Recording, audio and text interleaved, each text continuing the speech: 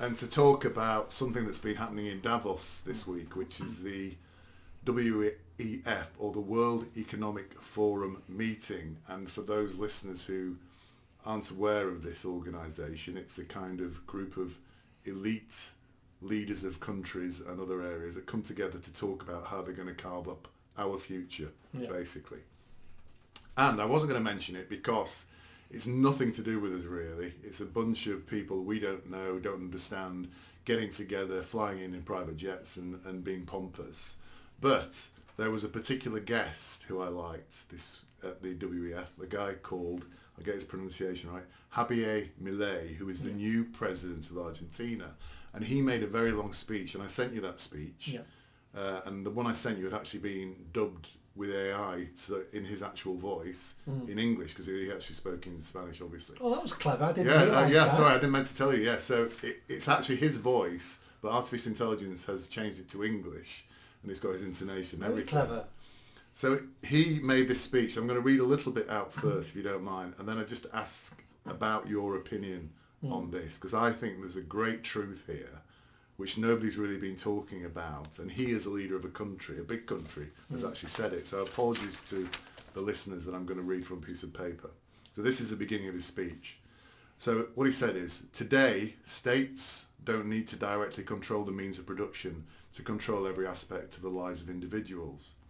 With tools such as printing money, debt, subsidies, controlling the interest rate, price controls and regulations to correct so-called market failures, they can control the lives and fates of millions of individuals. This is how we come to the point where, by using different names or guises, a good deal of the generally accepted ideologies in most Western countries are collectivist variants, whether they're proclaimed to be openly communist, fascist, socialist, social democrats, national socialists, Christian democrats, populists, nationalists or globalists. Ultimately, there are no major differences. They all say that the state should steer all aspects of the lives of individuals. They all defy a model contrary to one that led humanity to the most spectacular progress in its history. So what do you think of that? I watched the speech. I was impressed with his quality of English, but now I know it was AI. It was excellent. It's what we needed to hear.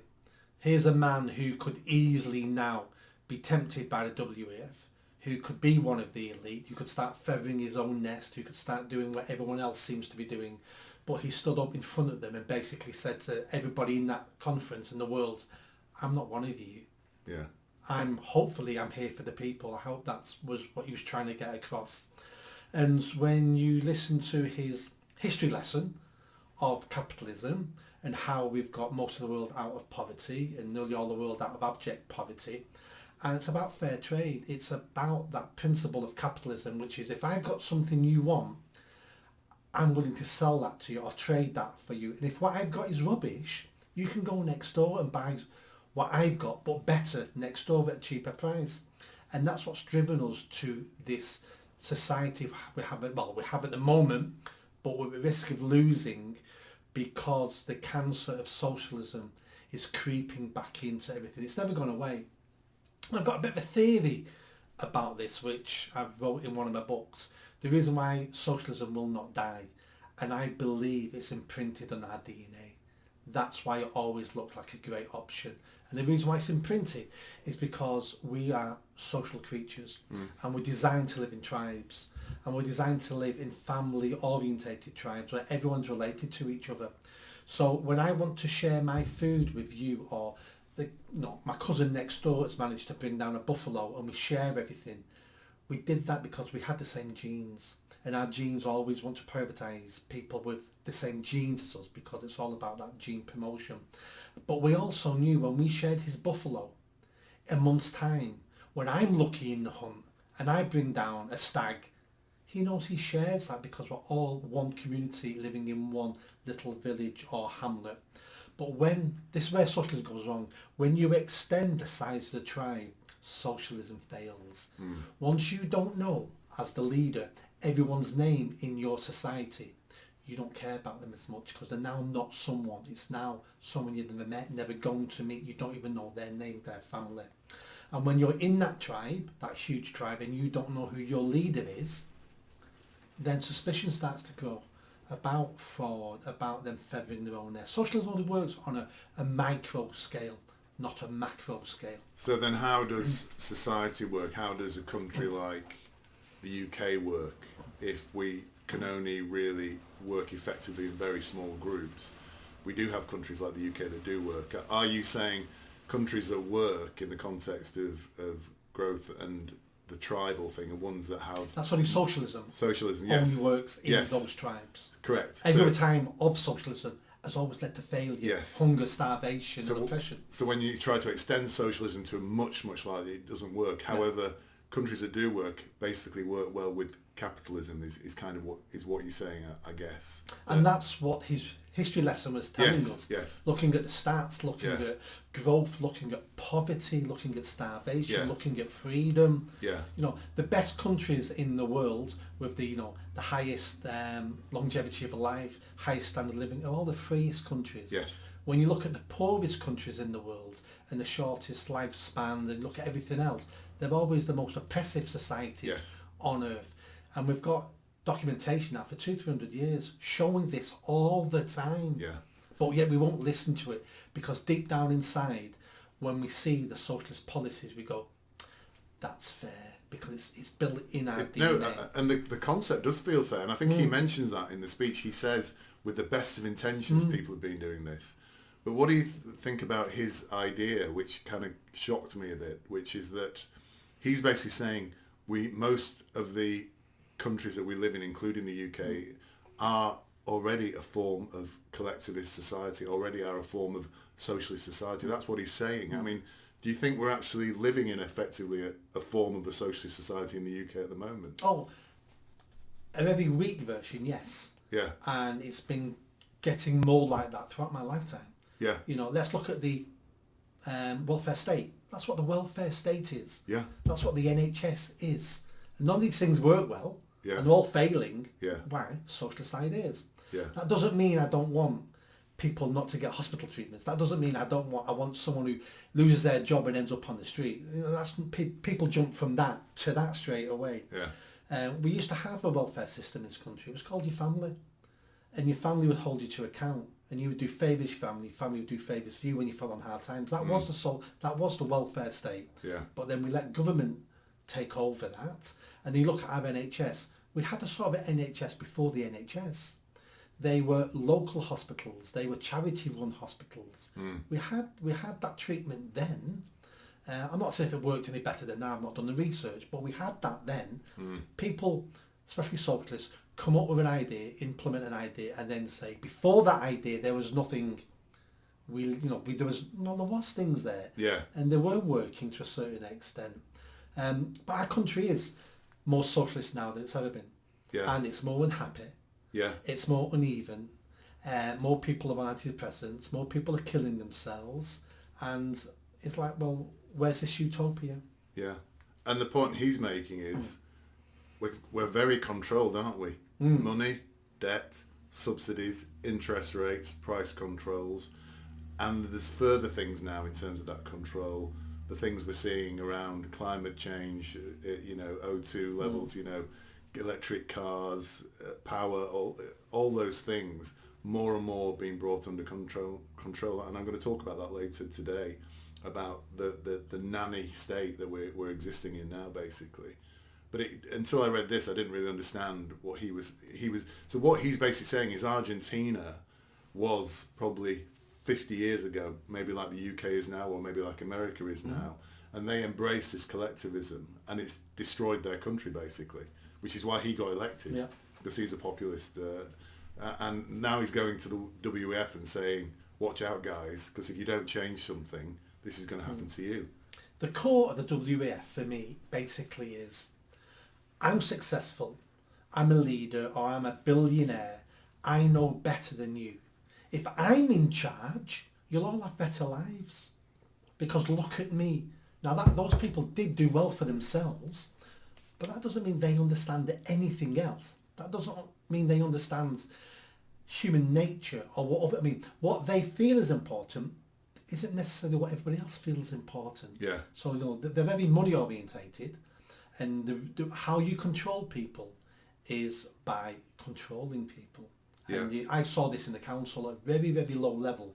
If only we had more power, we could get these idiots in our cities to have better lives. But the thing that's stopping these idiots having better lives are those idiots. It's like, how dare you judge people like that? And it starts elitism, where you think you know best. Yeah. And if you ran the world would be a better place. Yeah. I think what's great about what he did is, you're right, he went to the heart of this, and went on stage and said, these guys are basically destroying the world, in terms of their behaviour. There's a bit he said at the end, I'd like to read this out, because I think, again, this is meant to... he's saying this for business people, but I think this is a message for everybody, and it's a message for everybody in this country, every single person. So he put, therefore, in conclusion, I would like to leave a message for all business people here, and those who are not here in person, but are following from around the world. Do not be intimidated by the political caste or by parasites who live off the state. Do not surrender to a political class that only wants to stay in power and retain its privileges. You are social benefactors. You are the heroes. You are the creators of the most extraordinary period of prosperity we've ever seen. And then he says, thank you very much, and long live freedom, damn it. Now, what he's saying there is, I think the last time we spoke in the last 2 podcasts, this is what you've been saying, I think, isn't it? Which is, don't be intimidated by the political caste or by parasites who live off the state, by a political class who wants to stay in power and retain its privileges. This is what you say all the time about MPs and the current political class in the UK. They're not interested in us. They're interested in themselves and retaining power and getting their pensions. Absolutely. And they will say and do whatever they think will help them keep that. Yes. Sometimes what they think will do good things, and sometimes what they think will do bad things. But the outcomes they don't care about. It's about staying in power, staying relevant, staying part of the elite, having those benefits. Now, the benefits aren't always more money. The benefits sometimes are as long as people don't catch up with how much money I've got. Because that's how you judge success in our countries and other countries, is how much you've got. If people are catching up to you, well, you're less important now. You're less special. You always want that wide gap, because that's how you judge your success. Yeah. And in feudal times in England, that was done by the assertion of power and brutality or whatever. It's been done in a much more subtle manner now, isn't it? That's the only difference. It's the smarter now. Yes. Yeah. They've learned, haven't they, that you can't suppress people by brutality, but there are other ways of maintaining your gap between them. And one of the ways, which is relevant for me standing for mayor, is our forefathers fought and died for us to gain the vote in this country, for us to influence politics. We had the Waterloo massacre in the city centre, where common working class people were trying to fight for working class MPs to get the price of bread to come down by importing foreign wheat. But the British farmers were saying, no, we want wheat prices high. I understand that, but we want cheap bread. So we've lost lives over this, and what the elite have done is conned poor people in this country that your vote doesn't matter, so don't bother voting. We're all the same, we're all corrupt, we're all the same, so don't bother voting. And it's working. And when you can stop the majority of people voting, which in the mayor election only 1 out of 3 people in Greater Manchester voted in the last mayor election, 1 out of 3, because the rest couldn't be bothered or believe that there's no point, which means if you only need a third of the vote, only a third of people are going to turn up vote, that means you can look for an identity group in that percentage and get that block vote, and that means you win. That's why identity politics is working. That's why we've gone down that path of identity politics. And that's why I think we're now seeing quite lots of Muslim councillors and Muslim mayors, because what they can do, and MPs, because they have a very active group of Muslims within their community who they can get to vote, can't they? But because they say to them, if you don't vote for me, someone else will get in, and they're anti-Islamic. And they'll persecute you. Correct. So out of fear, you get that block vote. Vote for me, so I'll stop the anti-Islamic behaviour that we're seeing around these people. And so you're seeing, as you say, it's kind of pressure groups or small groups getting into power, because most people are apathetic about voting. And I'm going to go away from my list here because I was thinking about this last night. Our enemy, I believe my enemy now, I'm starting to think about it, is both Labour and the Conservatives. I think they are my enemy. Because what I've realised, while both of those are in power, either one of those are in power, we will not get somebody to represent this country who represents the people of this country. Because they're both doing exactly what Javier Milei is saying. They're basically creating this collectivist society, oppressing us all the time, on our backs all the time, and even worse, picking up on your point, it's a really important point. They are creating apathy in voters because voters think, where do I go? Because I don't want to, and I'm actually, my view has, since we've last talked, I'm now of the view, we need to get rid of the Tories and Labour, which may be a slightly strange and unusual view, but it's because for me they're both blockers to the society that we want to see, because they got into power, they're retaining power, and it doesn't really matter whether it's Starmer or... They're the same party, yes, basically. they're the same party. Little bit, one party will do something a bit faster than the other party, but they're all doing the same thing. Correct. Look at the main issues at the moment. What's the difference between a Tory and Labour on immigration? None. What was the difference between Tories and Labour on Brexit? Well, they both didn't want Brexit. There we go. Yeah. What's the difference between them on the welfare state and large government in general? No, they're both highly supportive. They're the same party. I know, and it only kind of came to me like a thunderbolt last night. I was thinking about it in bed. I was thinking, can the Tories, if Labour gets in, will they? And then people are saying things like, if Labour gets in, people will realise that the Tories are good and vote them back in. But I thought, no, it's just going to be just the same, isn't it, with Labour as it is with the Tories? They're the problem. Both of them have to go. They just have to go. And then if they can go, we've got a clear... And then people will come out and start voting again, won't they? For parties that represent their views. It's like hating football and going to the football match at Old Trafford every week and watching Manchester United play Liverpool, and you hate football. Yes. If you don't like that, because both teams are doing the same thing, they're playing the same game, they're just pretending to be opposites on the field. If you don't like the game, go watch basketball. Go watch something else. And that's what we need to do with politics. Stop voting for the mainstream parties. Well, it just encourages them. I do like football, but I don't like to go watch Man United at the moment. So I'm a bit like that at the moment. I'm not going because I don't want to. That's even more about politics, isn't it? If you like that video, don't forget to subscribe to the channel, hit that notification bell, and comment. And if you like what I'm saying about running for Mayor of Greater Manchester, then stick around. Tell your family, tell your friends. The only way I'm going to have a chance of winning is a grassroots movement. So be part of that movement and hit that bell. Thanks.